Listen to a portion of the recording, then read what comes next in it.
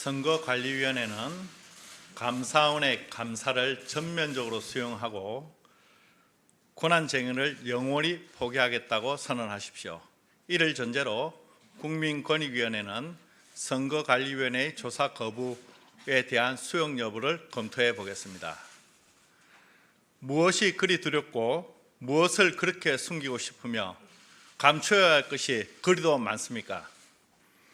국민권익위원회 부패 방지 업무를 담당하고 있는 부위원장 겸 사무처장 정승윤입니다. 선거관리위원회 부정채용 실태조사단 단장을 맡고 있습니다. 국민권익위원회는 지난 6월 1일 선관위 자녀 특혜 채용에 대한 국민적 의혹을 해소하고자 선관위 채용비리 실태에 대한 전수조사를 실시하겠다고 브리핑을 한 바 있습니다. 이에 대하여 선거관리위원회에서도 6월 2일 선거관리위원회 회의를 개최하였으며 그 결과 국민권익위원회의 조사에 협조하겠다고 밝혔습니다. 이에 따라 국민권익위원회는 즉시 선관위로부터 기초자료를 제출받고 33명 규모의 선관위 채용비리 실태 전수조사단을 구성하여 금일 오전부터 중앙선관위 및 17개 시도 선관위에 대한 현장 조사에 착수하였습니다. 그러나 선거관리위원회는 국민권익위원회의 현장 조사에 응하지 않고 비협조적인 자세로 대응하고 있습니다. 최근 선관위에 쏟아지는 부패 의혹은 채용 비리를 넘어 인사와 회계 업무 전방 그리고 선거 관리에까지 이르고 있습니다. 이 같은 각종 부패 의혹에 대한 국민적 불신을 해소하기 위해 중앙선거관리위원회는 국민권익위원회의 조사에 적극 협조하겠다고 발표한 바가 있습니다.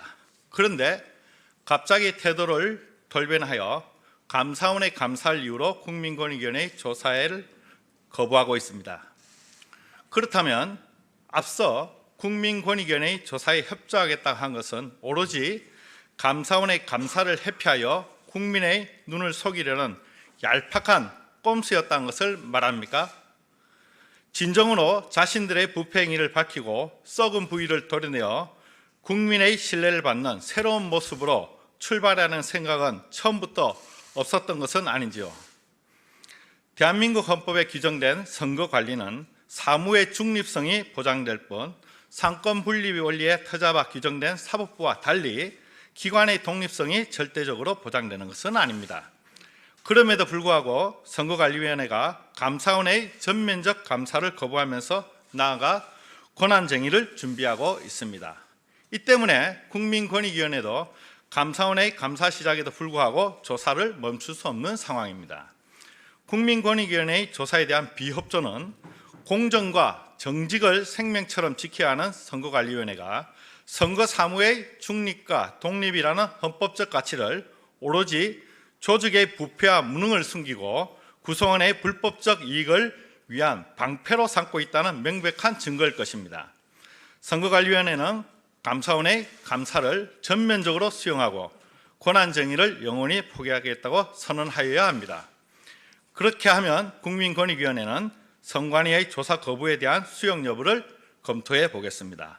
그렇지 않다면 국민권익위원회는 부패 방지의 총괄기관으로서 주권자인 국민의 명령에 따라 법령에 주어진 책무를 완수하기 위해 선관위의 어떠한 저항에도 불구하고 부패 행위를 조사할 것입니다. 거듭 강조하지만 선관위에 대한 사법적 행정적 조사가 선거 사무의 중립과 독립을 침해하는 것이 아니라는 점을 명심해야 할 것입니다.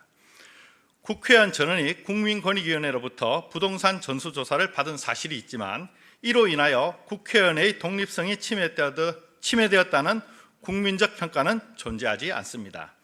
현대 모든 자유민주주의 국가 헌법이 채택하고 있는 견제와 균형의 원리에 따르면 다른 기관의 조사는 당연히 허용되기 때문입니다. 국민권익위원회는 채용비리 실태 전수조사에 대한 선관위의 적극적 협조를 촉구하며 공공부문 채용 공정성 제고를 통해 청년에게 공정한 기회가 보장될 수 있도록 채용비리 실태 전수조사를 면밀히 추진하겠다는 말씀을 분명히 드립니다.